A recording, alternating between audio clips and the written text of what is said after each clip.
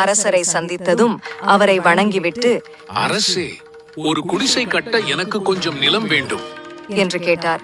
அதற்கு அரசர் கேட்ட கேள்வி எல்லாவற்றையும் மாற்றிவிட்டது. அரசர் அவரை நோக்கி, ஐயா, உங்களுக்கு எவ்வளவு நிலம் வேண்டும் என்று கேட்டார்.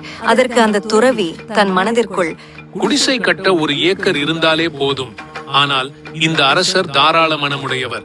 எனவே 2 ஏக்கர் கேட்போம். இல்லை இல்லை, ஆசிரமம் கட்டுவதானால் 10 ஏக்கர் தேவைப்படும். இந்த வாய்ப்பு எனக்கு திரும்ப கிடைக்காது.